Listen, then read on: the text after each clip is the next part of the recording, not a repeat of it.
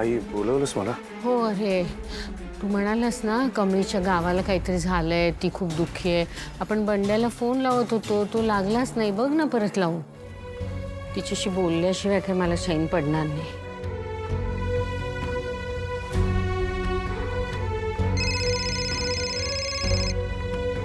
राजन काका? हा राजन काका. बंड्या, कमळी आहे का तुझ्यासोबत? आईला जरा तिच्याशी बोलायचं होतं. हा मी कमळीच्या घराकडे चाललोय. चालू राहून दे, फोन 2 मिनिटात देतो. चालू राहून द्या. सरू काकी, अन्नपूर्णाजींचा फोन आलाय, त्यांना कमळी संग बोलायचंय. हा अरे ती आत्ताच बाहेर गेली.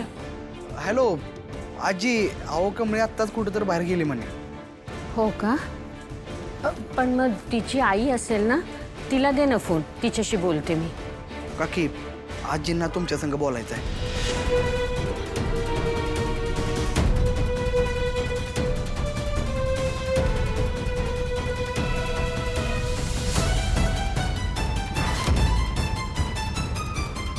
हॅलो,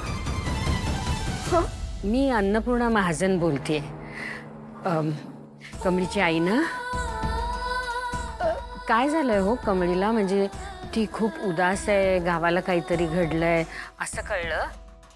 तिची विचारपूस करायला म्हणून फोन केला, मला राहवलं नाही. उदास तर आहे. आबा गेलं नव आमचं. तिचा लय जीव होता आबांवर. अरे बापरे, खूप वाईट झालं हो. पण पोरी, तू खरंच खूप धीराची आहेस. म्हणजे कमळीपर्यंत हे दुःख पोचू नये म्हणून तू स्वतः वर्षभर किती सहन केलंस ग. फार मोठं काळीज लागतं याच्यासाठी. आणि तुझी लेक तर काय ग, मी तिला चांगलं ओळखते. तिचं खूप जीव असणार तिच्या आजोबांवर. खूप प्रेमळ आणि गुणी आहे ती मुलगी. खरंच तिला किती दुःख झालं असेल मी समजू शकते. वय परत वेगळंच खूप डोक्यात घेतल्या तिनं. मुंबईला परत जाणार नाही म्हणते. इथंच गावात राहायचा हट्ट करायला लागल्या. थोडे दिवस जाऊ देत, या दुःखातनं तिला बाहेर पडू दे. समजूनदार आहे तशी ती. हा, सावरेल सावरेल. थोडा वेळ दे तिला. हा, वय ओ, मला बी तसंच वाटतं का तिनं समंजसपणानं परत मुंबईला जावं, शिकावं, मोठं व्हावं. हो ना, सगळं ठीक होईल बघ. तू काही काळजी करू नकोस. तुला एक सांगू, मी तुझ्याशी पहिल्यांदाच बोलतेय असं मला वाटतच नाहीये.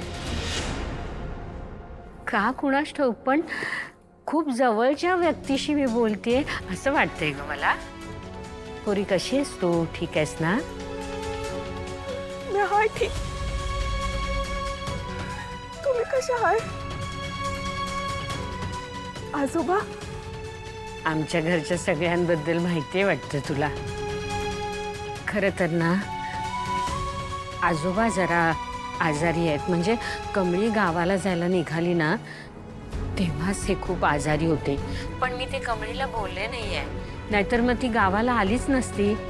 त्यामुळे तू सुद्धा तिला सांगू नकोस. हा, आई मला बोलायचं. हा, एक मिनिट.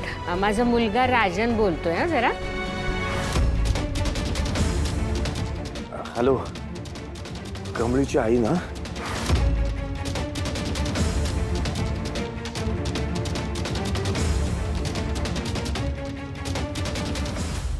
हॅलो, फोन कसा काय कट झाला? अरे तूच म्हणालास ना गावाकडे रेंजचा प्रॉब्लेम असतो म्हणून कट झाला असेल. राजन, कमळीचे आजोबा गेले रे. खूप जीव होता तिचा त्यांच्यावर. मोठ्या आनंदात गेली होती गावाला. एवढा छान रिझल्ट लागला ते त्यांना सांगायला. आणि खूप दुःखात असेल पोर.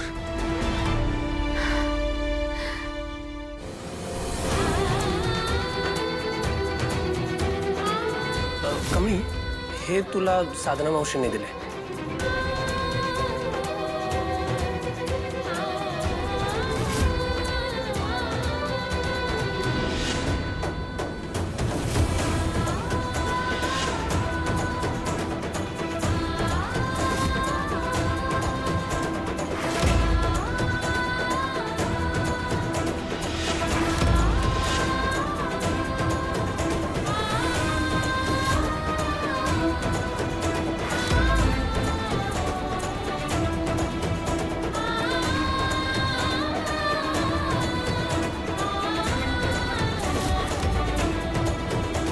हॅलो.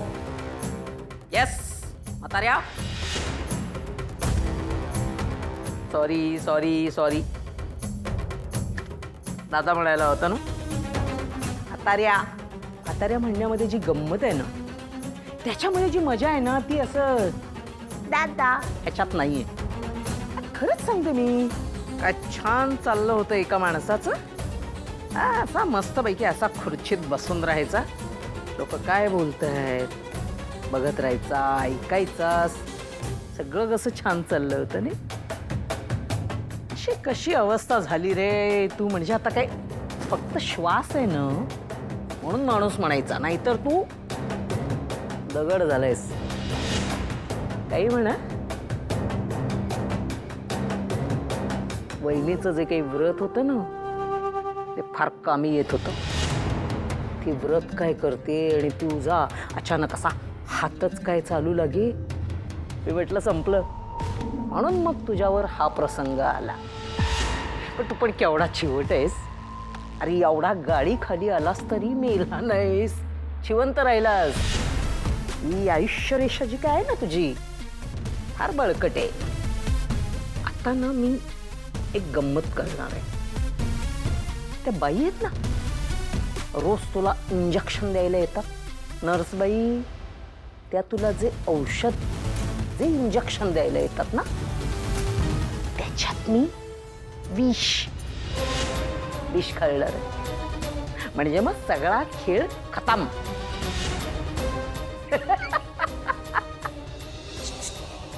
हे बघ.